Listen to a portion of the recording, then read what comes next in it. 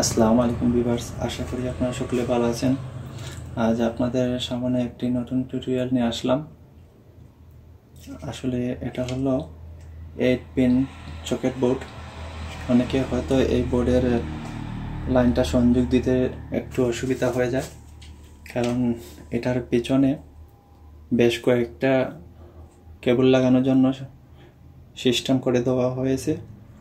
হয়তো আপনাদের বুঝতে একটু সমস্যা হবে, সেজন্য আমি আপনাদের সাথে এই ভিডিওটি শেয়ার করলাম। আসলে বোর্ডটা আপনারা দেখতে পারতেছেন আমার হাতে। বিশেষ করে আমি এটা লাগাচ্ছি কম্পিউটার ইউজ করার জন্য, কারণ সাধারণত এই নর্মাল সুইচগুলো একটু প্রবলেম হয়ে যায়। আমারও প্রবলেম হয়েছে, দেখতে পারতেছেন বোর্ডের সকেটটা জ্বলে গেছে। সেই জন্য এই বোর্ডটা আমি নিজের জন্য ফিট করতেছি। আসলে এই বোর্ডের একটা জিনিস হলো, আপনি যদি এটাতে লাল ওয়্যার অর্থাৎ নেগেটিভ, যেটাতে কারেন্ট আসবে, সেটা লাগাবেন এখানে এটাতে। আর যে শুধু এন লেখা দেখতেছেন একটা পুট আছে, সেটাতে আপনি কালো ওয়্যারটা লাগাবেন, যেটা নেগেটিভ আর্থিং আমরা যেটা বলে থাকি। আর এই দুটার ছিদ্রর মেন কারণ হলো, যদি আপনার এই সুইচটা জ্বলে যায়, আপনারা দেখতে পারতেছেন এখানে একটা সুইচ আছে, সুইচটা যদি জ্বলে যায় তাহলে আপনি সুইচের পরিবর্তে সরাসরি বোর্ডের সাথে কানেকশন দিতে পারেন। যখন সুইচ আপনার কাজ করবে না, তখন আপনার লাল ওয়্যারটা, তার নেগেটিভ ওয়্যারটা এই জায়গা থেকে করলে আপনি এই জায়গায় ফিট করে দিবেন, তাহলে আপনার সুইচের কাজ লাগবে না, কারণ প্লাগটা আপনার লাগানোর সাথে সাথে বোর্ডে কারেন্ট চলে আসবে।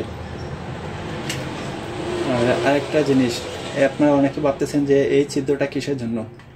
হয়তো আপনাদের যদি ওয়্যারিংয়ের ভিতরে এরকম একটা সবুজ ওয়্যারিং পেতে পারেন, সেটা হলো আর্থিং।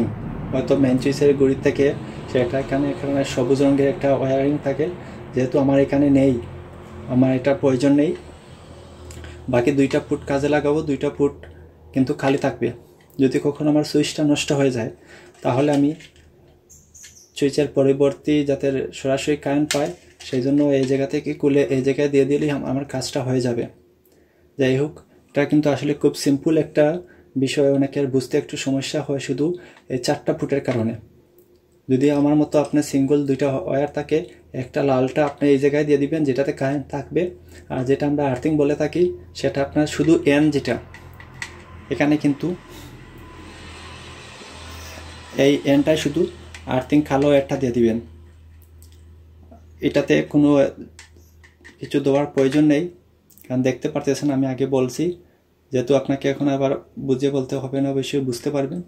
যাই হোক, কথা না বাড়িয়ে আমি আর বোর্ডটি ফিটিং করতে চাচ্ছি। আমার সাথে থাকুন, অবশ্যই ভিডিওটি দেখে ভালো লাগবে।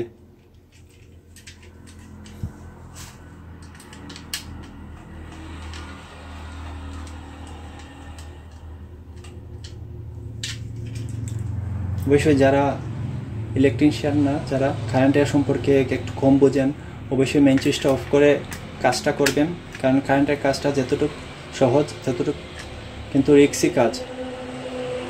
আমি সেই জন্য আপনাদেরকে ভালো করে বলে দিলাম, যখন ইলেকট্রিকের কাজ করবেন অবশ্যই একটু কেয়ারফুল থেকে কাজ করবেন, কারণ কারেন্টের যদি অঘটন একটা ঘটে যায়, আপনি কারেন্টে লেগে যান, চিৎকারও দিতে পারবেন না, সেই শক্তিটুকু আপনার কাছে থাকবে না। সেই জন্য অবশ্যই কেয়ারফুল হয়ে কাজ করবেন। আর যদি কেউ এটা সম্পর্কে বুঝতে অসুবিধা হয়, অবশ্যই আমার ভিডিওর নিচে কমেন্ট করবেন, আমি অবশ্যই ইনশাআল্লাহ আপনাদেরকে বলে দিব, তাহলে আপনারা এটা বুঝতে পারতেছেন। যাই হোক, আমি এরকম একটা সংযোগ দিয়ে দিব, সাথে থাকুন।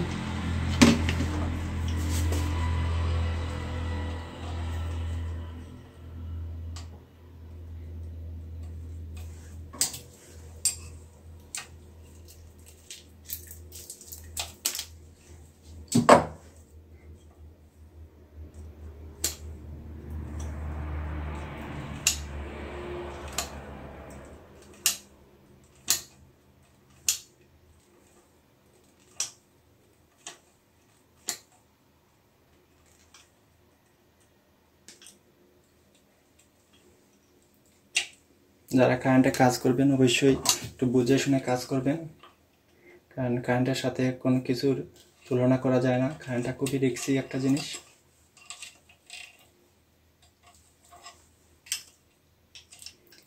হ্যাঁ, আমি আসলে কম বেশ আল্লাহর রহমতে সব ধরনের কাজ করতে পারি, সেজন্য হয়তো আমার অসুবিধা হবে না। কিন্তু আপনারা যারা কাজ করবেন অবশ্যই দেখে শুনে কাজ করতে পারবেন। সেই জন্যই আমার এই ভিডিওটি আপলোড করার মেইন উদ্দেশ্য।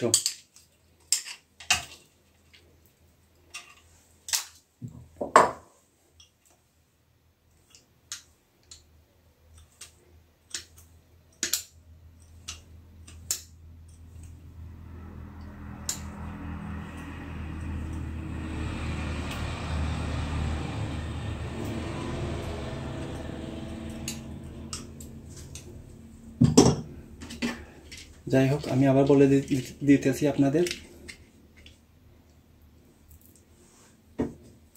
শুধু এন লেখা যেই পুটটি আছে সেটাতে আপনি নিউট্রাল অর্থাৎ কালো ওয়্যারটি এই জায়গায় দিয়ে দিবেন, আর লাল যেটা আমরা কারেন্ট বলে থাকি সাধারণত এইটাতে এটা দিবেন। আর যদি কখনো সুইচটা নষ্ট হয়ে যায়, দেখতে পাচ্ছেন একটা সুইচ আছে সেটা নষ্ট হয়ে যায়, অকেজো হয়ে যায়, যে আপনার কারেন্টের বোর্ডে অবশ্যই প্রয়োজন, শুধু এই জায়গা থেকে খুলে আপনি এই জায়গায় দিয়ে দিলে আপনার কাজটা হয়ে যাবে। আর এটা হলো যাদের বোর্ডের মধ্যে অনেক সময় দেখা যায় একটা এক্সট্রা ওয়্যার থাকে সবুজ রঙের, সেইটা আপনারা এই জায়গায় দিয়ে দিবেন। যারা মাল্টি প্লাগ বানাবেন একই সিস্টেম, কোনো সমস্যা নেই, সামনে শুধু বোর্ডটার একটি প্লাগ লাগিয়ে নেবেন, তাহলে আপনার মাল্টি প্লাগও হয়ে যাবে। যাই হোক, কথা না বাড়িয়ে আমি আমার কাজটা শুরু করতেছি।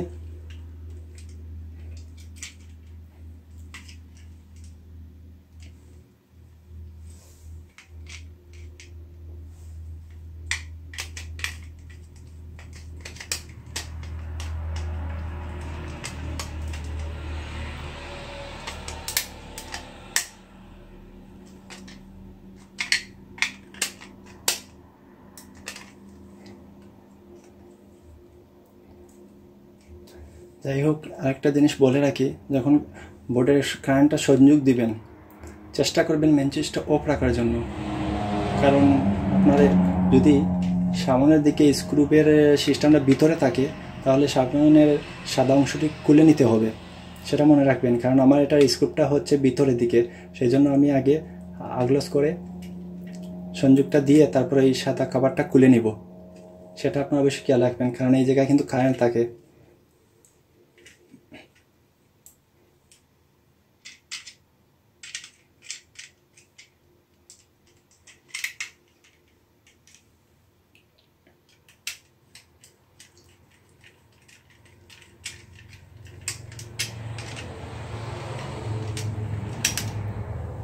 যারা আমার চ্যানেলে নতুন অবশ্যই সাবস্ক্রাইব করবেন, লাইক করবেন, শেয়ার করবেন, কমেন্ট করে জানাবেন আমার এই ব্লগটি আপনাদের কাছে কেমন হলো। আর কোনো মতামত থাকলে অবশ্যই কমেন্ট করে জানাবেন, ইনশাআল্লাহ আমি আপনাদের কমেন্টের উত্তর দেওয়ার চেষ্টা করব। দেখতে পারতেছেন আমি দুইটা লাইন সংযোগ দিয়ে দিছি,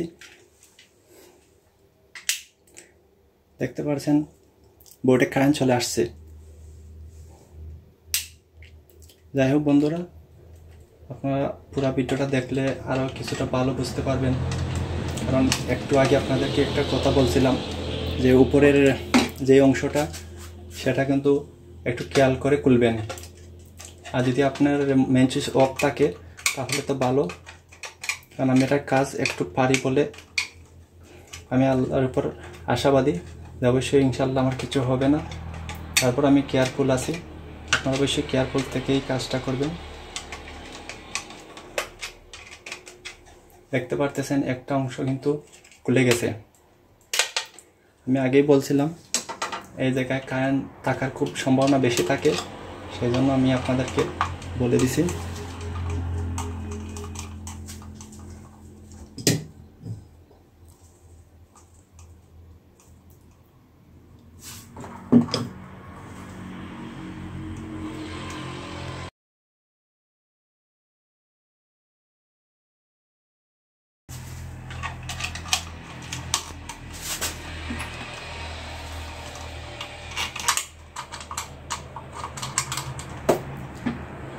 সবসময় একটা জিনিস মনে রাখবেন, যখন ইলেকট্রিক কাজ করবেন পায়ে প্লাস্টিকের জুতা পরে কাজটা করবেন,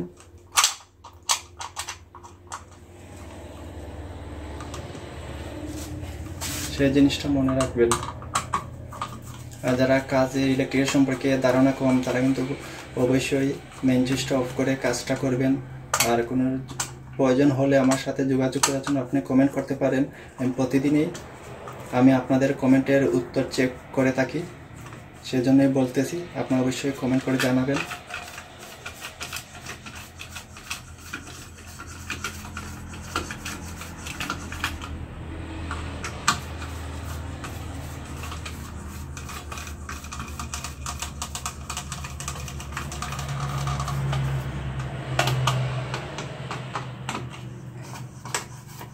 ইলেকট্রিক কাজ করার সময় অবশ্যই একটু সতর্কভাবে কাজটা করবেন। আর যারা মাল্টি প্লাগ বানাবেন, কারণ অনেকে ভালো একটা মাল্টি প্লাগের সবাই আশা করে, কারণ বাজারে যেই মাল্টি প্লাগগুলো আছে সেগুলো কিন্তু ওয়্যারগুলো খুব বেশি ভালো লাস্টিং করে না। ওয়্যারিংয়ের জন্য কিন্তু আপনার দামি প্রোডাক্টগুলো জ্বলে যাবে।